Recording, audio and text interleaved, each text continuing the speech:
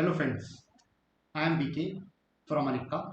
In this video, I am going to discuss about SQL versus NoSQL. So I am sure you might have heard these terms, and if you're confused about these terms, then this video is for you. We will dive deep after this short intro.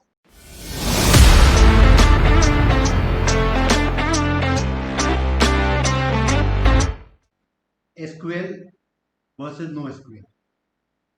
Before looking at the difference between these two, we first have to see what is SQL. SQL is structured query language, and it is a language for querying the data from the database. In olden times, database is created with a fixed schema. What I mean by schema? Consider a table that you create on your copy, and this table has number of columns.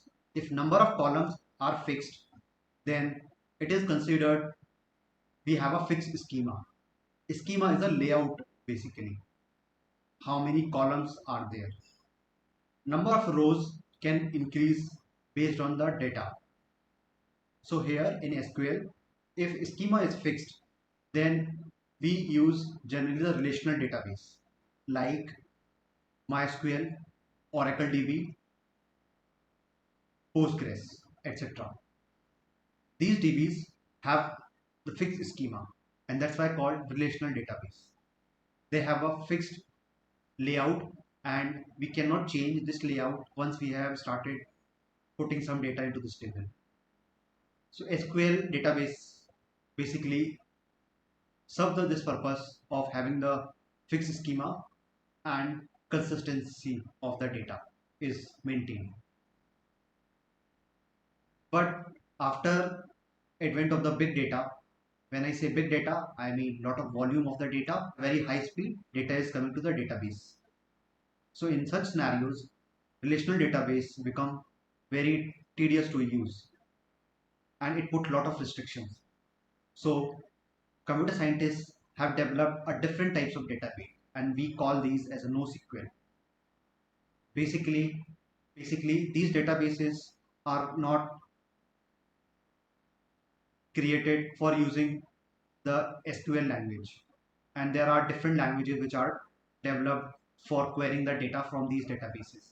NoSQL DBs have flexible schema where number of columns can be changed based on the requirement.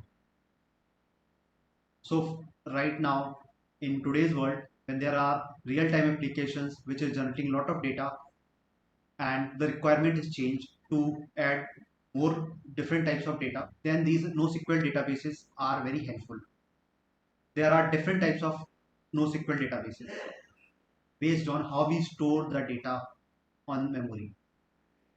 Four major categories of these databases are key value pair databases, document databases, column family databases, and graph based databases. Now, if you have worked on any NoSQL databases or heard about it, please let me know in the comment section which type of database that you have heard or. Let's deep dive into the differences between the SQL and NoSQL. One major difference is about the schema, but they are built for different purposes as well. So with the explosion of the data in the new era, there is a requirement of scalability. Relational databases or the SQL databases can be vertically scaled. When I say vertically scaled, I mean more memory, more CPU can be provided onto a same machine, and that will help to collect more data with more capacity. But this is not a very good scalability model because so there are chances that some of the nodes can get crash. So the best scalability model in this case could be horizontal scaling, where number of nodes can be increased to any number. All the NoSQL databases support this type of feature, and they are very good at it. Apart from this, SQL databases are asset databases. They have the property of asset. It's not like real asset. It's like ACID. A for atomicity, C for consistency, I for integrity, D for durability. And these are the property of the NoSQL databases which makes them very suitable for certain purposes. Let's take an example. In the banking system, consistency is very important. If some money is deducted from one account, then it should have gone to different account, and there should be no inconsistency in this. System requires strong consistency. So in such cases, SQL databases are very good to use. Now let's talk about the properties of NoSQL databases, which follows the base property, BASE, basically available soft state eventual consistency. What it means? They are eventual consistent.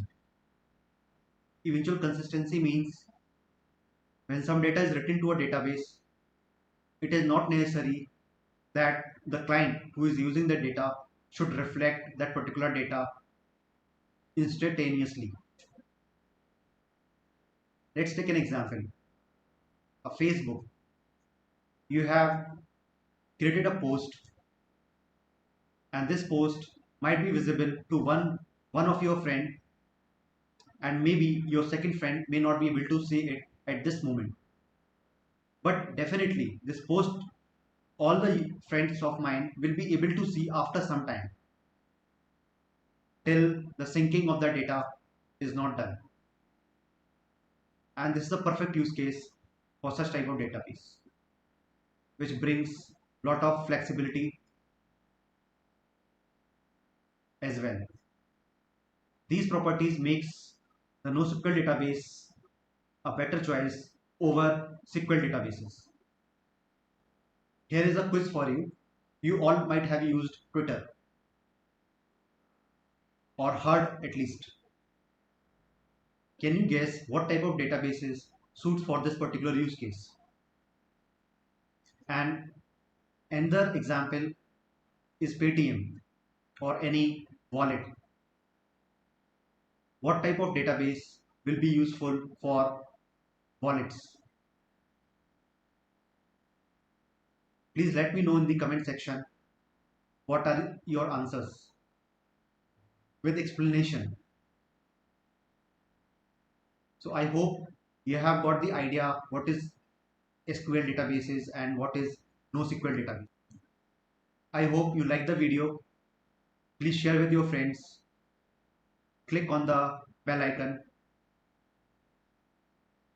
and subscribe to my channel. Thank you for watching this video. I will meet you in another video. Please let me know in the comment section what different topics that you are looking for, so I can create a videos on those topics. Thank you. This is BK from Anika signing off.